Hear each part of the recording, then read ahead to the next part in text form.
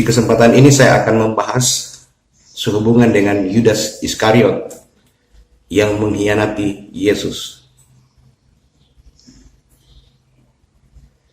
Apakah Allah menakdirkan, menentukan, atau menetapkan Yudas untuk mengkhianati Yesus demi menggenapi nubuat? Pengkhianatan Yudas Iskariot menggenapi nubuat ilahi dan memperlihatkan kuasa Allah maupun putranya untuk mengetahui hal-hal di muka atau sebelumnya. Mazmur 41 ayat 10, Mazmur 55 ayat 13 dan 14, dan Kisah 1 ayat 16 sampai 20 dikatakan, namun tidak dapat dikatakan bahwa Allah menetapkan sebelumnya atau menakdirkan bahwa Yudas yang akan melakukan tindakan tersebut. Nubuat-nubuat itu menyatakan bahwa seorang kenalan akrab atau sahabat Yesus akan mengkhianatinya, tetapi tidak memerinci siapa di antara kenalan-kenalan atau sahabat-sahabat Yesus itu yang akan menjadi pengkhianat. Jadi di ayat tersebut dikatakan tidak memerinci siapa nama yang akan mengkhianati Yesus atau yang akan menggenapi nubuat tersebut. Prinsip-prinsip Alkitab menepis anggapan bahwa Allah telah menetapkan sebelumnya tindakan Yudas. Standar ilahi yang dinyatakan oleh Sang Rasul adalah seperti yang ditulis dalam 1 Timotius 5 ayat 22. Dikatakan, jangan sekali-sekali meletakkan tanganmu secara terburu-buru atau tergesa-gesa ke atas siapapun, dan juga jangan mengambil bagian dalam dosa orang-orang lain. Jagalah dirimu murni. Jadi di sini dikatakan kita tidak boleh tergesa-gesa, atau para rasul jangan tergesa-gesa menumpangkan tangannya agar tidak mengambil bagian dalam dosa orang tersebut. Markus 3 ayat 19 dan Lukas 6 ayat 16 dikatakan, Yudas pertama kali disebutkan dalam catatan Injil beberapa saat setelah Paskah tahun 31 Masehi, atau 1,5 tahun setelah Yesus memulai pelayanannya. Jadi Yudas sudah menjadi murid selama beberapa waktu sebelum Yesus mengangkatnya menjadi rasul. Sebagai bukti, Yesus dengan sungguh-sungguh memilih ke-12 rasulnya agar bijaksana dan tepat. Lukas 6 ayat 12 sampai 16 dikatakan, Yesus berdoa sepanjang malam kepada Bapaknya sebelum memberitahukan keputusannya. Jadi jika Yudas sudah Allah tetapkan sebelumnya untuk menjadi pengkhianat, berarti pengarahan dan bimbingan yang Allah berikan tidak konsisten. Dan menurut peraturan, berarti Allah memiliki andil dalam dosa yang dilakukan seseorang, dalam hal ini Yudas. Jadi nyata bahwa pada waktu Yudas dipilih sebagai rasul, tidak ada bukti bahwa ia memiliki kecenderungan untuk berkhianat. Jadi pada saat Yudas dipilih sebagai rasul, dikatakan Yudas dipilih sebagai rasul, tidak ada bukti bahwa ia memiliki kecenderungan untuk berkhianat. Matius 10 ayat 3, terpilihnya Yudas menjadi rasul menunjukkan ia mendapat perkenan Allah dan Yesus.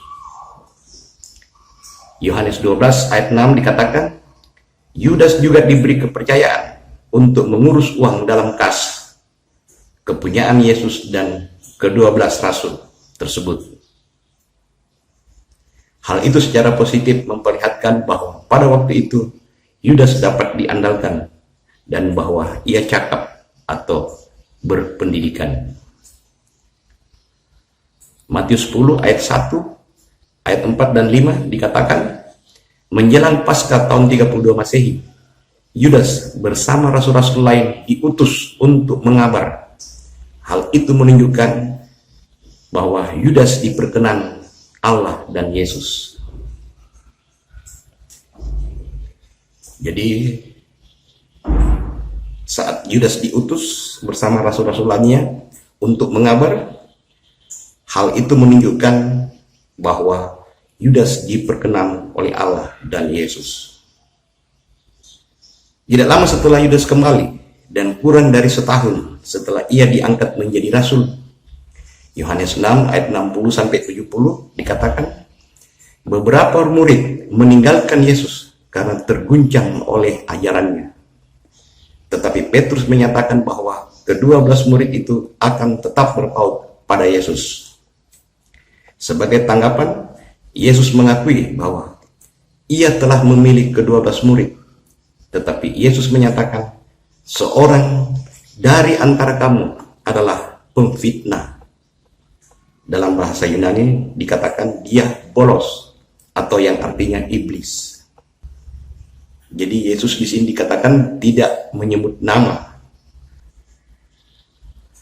Alkitab tidak membahas secara terperinci motif dibalik tindakan Yudas yang bejat. Tetapi suatu insiden yang terjadi pada tanggal 9 Nisan tahun 33 Masehi, 5 hari sebelum kematian Yesus, adanya insiden itu membuat masalah tersebut semakin jelas. Markus 14 ayat 3-8 dan Matius 26 ayat 6-12 dan Yohanes 12 ayat 2 dan 7 dikatakan, saat di Betani di rumah Simon, Maria saudara Lazarus mengurapi Yesus dengan minyak wangi seharga 300 dinar. Markus 14 ayat 4 dan 5 dikatakan, ada orang yang menjadi gusar dan berkata seorang kepada yang lain. Yohanes 14 ayat 4, Yohanes 12 ayat 4 dan 5 dikatakan, Yudas menentang Maria dengan keras karena minyak itu seharusnya dapat dijual dan uangnya diberikan kepada orang miskin. Tetapi Yesus menghardik mereka. Sebagai pemegang kotak uang dan biasa mengambil uang di kotak itu, Yudas tertusuk hatinya oleh hardikan Yesus tentang penggunaan uang. Pada saat itulah setan memasuki Yudas. Dalam arti bahwa Yudas menyerah pada kehendak si iblis dengan membiarkan dirinya dijadikan alat untuk membunuh Yesus. Matius 26 ayat 14-16 dikatakan, lalu Yudas pergi menemui para imam-imam kepala. Yakobus 1 ayat 14 dan 15, Yudas 4, Ibrani 12 ayat 14 dan 15, Yohanes 13 ayat 2, dan Kisah 1 ayat 24 dan 25 dikatakan, Yudas membiarkan keinginannya, akar beracun tumbuh dan mencemarinya, yang mengakibatkan ia menyimpang dan menerima petunjuk dari si iblis, yang menuntunnya ke pencurian dan pengkhianatan. Jadi bukan petunjuk dari Allah. Pada waktu penyimpangan tersebut sampai pada tahap tertentu atau keinginannya sudah dibuahi, Yohanes 13 ayat 10 dan 11 dikatakan, Yesus sendiri dapat membaca hati Yudas dan menubuatkan pengkhianatannya. Jadi melalui insiden tersebut, Yesus lalu membaca hati Yudas dan menubuatkan pengkhianatannya. Jadi sehubungan dengan insiden tersebut, Yohanes 6 ayat 64 dikatakan, dari semula Yesus tahu siapa yang akan mengkhianatinya. Jadi dari nubuat-nubuat dalam kitab-kitab Ibrani atau Perjanjian Lama, dalam Mazmur 41 ayat 10 dan Mazmur 109 ayat 8, Yesus tahu bahwa ia akan dikhianati oleh seorang sahabat karibnya. Yohanes 13 ayat 18 dan 19, Allah juga dengan kuasanya untuk mengetahui sesuatu sebelum itu terjadi, melihat bahwa orang semacam itu akan menjadi pengkhianat, Tetapi ini tidak berarti bahwa Yudas pasti gagal. Seolah-olah Allah sudah menetapkan atau menakdirkan.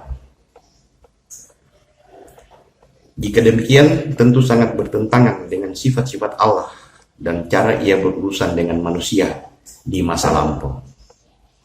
Sebagai contoh, yang dikatakan di 2 Samuel 7 ayat 12 dan 13, 1 Raja 6 ayat 12, dan 1 Tawarik 22 ayat 6 sampai 19, Allah menubuatkan bahwa salah seorang dari banyak putra Daud akan dinamai Salomo dan akan digunakan untuk membangun bait dan bahkan mendapat hak istimewa untuk menulis buku-buku tertentu dalam tulisan-tulisan kudus seperti buku Pengkhotbah Amsal yang ditulis oleh Salomo. Jadi dari hak istimewa yang dimiliki Salomo tersebut, sudah pasti Salomo mendapat perkenan Allah. Namun pada akhir tahun-tahun kehidupannya atau akhir-akhir kehidupannya, 1 Raja-Raja 11 ayat 4 dan ayat 19 sampai 11 dikatakan Salomo menjadi murtad. Karena itu komentar tentang Yohanes 6 ayat 64 dalam komentari on the Holy Scripture karya Lenz halaman 227, awal mula tidak berarti secara metafisik. Sejak awal mula penciptaan, juga bukan sejak awal mula Yudas dilahirkan, juga bukan awal mula Yesus berkenalan dengan setiap muridnya, dan juga bukan sejak awal mula Yesus mengumpulkan murid-muridnya, melainkan sejak bibit-bibit ketidakpercayaan pertama yang bersifat rahasia atau yang menyebabkan beberapa murid tersandung. Demikian pula Yesus mengetahui siapa yang akan mengkhianatinya. Jadi sejak bibit-bibit ketidakpercayaan pertama yang bersifat rahasia atau yang menyebabkan beberapa murid tersandung, Yesus mengetahui siapa yang akan mengkhianatinya. Matius 26 ayat 2 dan 3, beberapa hari kemudian, pada tanggal 12 Nisan atau 2 hari sebelum perayaan Paskah, pada hari itu para imam-imam kepala telah mengadakan pertemuan dengan para tua-tua bangsa Yahudi, orang-orang Sanhedrin yang sangat berpengaruh. Matius 26 ayat 14 sampai 16, Markus 14 ayat 10 dan 11, dan Yohanes 13 ayat 2. Yudas menemui para imam kepala dan para kepala penjaga bait untuk memastikan berapa yang akan mereka berikan kepada Yudas. Para pemimpin agama Yahudi menawarkan 30 keping perak sebagai upah pengkhianatan terhadap Yesus. Yudas yang sudah rusak itu setuju dengan harga tersebut, dan ia mulai mencari kesempatan yang baik untuk menyerahkan Yesus kepada mereka tanpa sepengetahuan orang banyak. Meskipun telah berbalik melawan Yesus, Yudas tetap bergabung dan berkumpul bersama Yesus dan para rasul lainnya.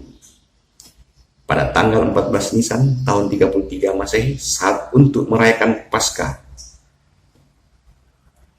Yohanes 13 ayat 2 sampai 5 dan ayat 11 dikatakan, sementara perayaan Paskah Yahudi berlangsung, Yesus melayani para rasul, membasuh kaki mereka, termasuk membasuh kaki Yudas, yang juga hadir saat itu. Tetapi Yesus berkata, tidak semua dari antara kamu bersih. Yesus juga menyatakan bahwa salah seorang rasul yang berada di meja itu akan mengkhianatinya. Untuk menunjukkan lebih jauh siapa yang dimaksud, Yesus memberi Yudas potongan roti dan menyuruh dia untuk segera melakukan apa yang ingin dia lakukan. Seperti yang dikatakan Matius 26 ayat 21 sampai 25, Markus 14 ayat 18 sampai 21, dan Lukas 22 ayat 21 sampai 23, dan Yohanes 13 ayat 21 sampai 30. Yohanes 13 ayat 21 sampai 31 dikatakan, setelah menerima potongan roti itu, lalu Yudas segera pergi meninggalkan tempat itu. Yohanes 13 ayat 31, sesudah Yudas pergi, barulah Yesus menetapkan perjamuan malam Tuhan.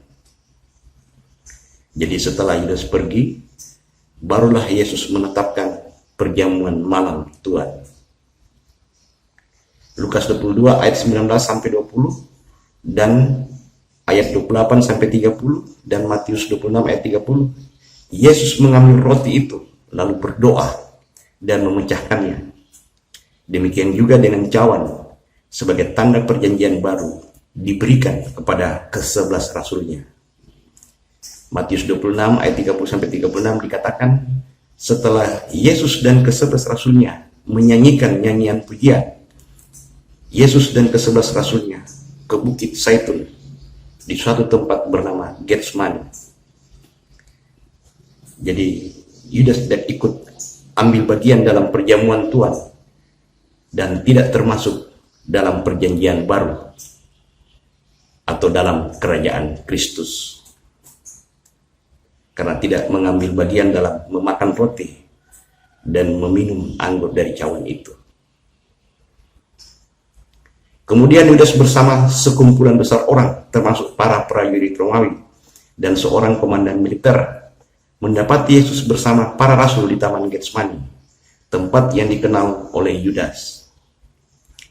Sebagai tanda, sesuai dengan rencana yang sudah diatur, Yudas menyelami dan mencium dan mengidentifikasi Yesus. Matius 26 ayat 47 sampai 49 dan Yohanes 18 ayat 2 sampai 12. Belakangan Yudas merasa sangat bersalah. Keesokan paginya ia berupaya mengembalikan ke-30 keping perak itu, tetapi para imam kepala tidak mau menerimanya kembali. Akhirnya Yudas melemparkan uang itu ke dalam bait. Pada malam terakhir kehidupannya di bumi, Yesus sendiri telah menyatakan mengenai Yudas, lebih baik bagi orang itu jika ia tidak dilahirkan. Belakangan Kristus menyebutnya putra kebinasaan. Markus 14 ayat 21 dan Yohanes 17 ayat 12 dan Ibrani 10 ayat 26 sampai 29. Matius 10 ayat 4 dan Lukas 6 ayat 16, Yudas menjadi rusak sama sekali dan tak dapat dimaafkan lagi. Dengan alasan inilah ia dicantumkan terakhir dalam daftar nama para rasul dan dilukiskan sebagai Yudas yang belakangan mengkhianati Yesus dan yang menjadi pengkhianat. Fakta-fakta tersebut menimbulkan pertanyaan, apakah konsep takdir atau doktrin providential of God masuk akal dan konsisten? Yakobus 1 ayat 14 dan 15 dikatakan, tiap-tiap orang dicobai oleh keinginannya sendiri. Yakobus 3 ayat 14 sampai 18 dikatakan bahwa kekacauan dan hal-hal keji, iri hati, mementingkan diri, memegahkan diri, berdusta, melawan kebenaran, itu bukanlah hikmat yang datang dari atas atau berasal dari Allah, tetapi dari dunia, dari nafsu manusia, dari setan-setan. Sebab di mana ada iri hati dan mementingkan diri sendiri, di situ ada kekacauan dan segala macam perbuatan jahat. Jadi di sini Yakobus menulis bahwa iri hati, berdusta melawan kebenaran, bukanlah hikmat yang datang dari atas atau yang berasal dari Allah, tetapi dari dunia, dari nafsu manusia, dan dari setan-setan si iblis. Dari fakta-fakta tersebut, Yesus katakan bahwa Yudas sebagai pengkhianat atau putra kebinasaan. Jadi tidak mungkin Yudas akan ditempatkan bersama para rasul di surga. Ia tidak memperoleh keselamatan. Dan Yudas juga pada saat Yesus dan para rasulnya yang ke-11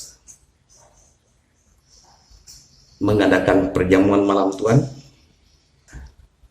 Yudas tidak mengambil bagian dalam memakan roti dan meminum anggur dari cawan tersebut yang melambangkan perjanjian baru di dalam kerajaannya.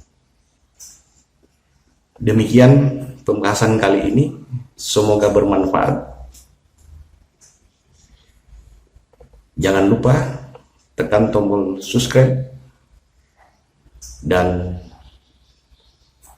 share agar Anda bisa mendapatkan informasi fakta kebenaran Alkitab di channel ini. Terima kasih.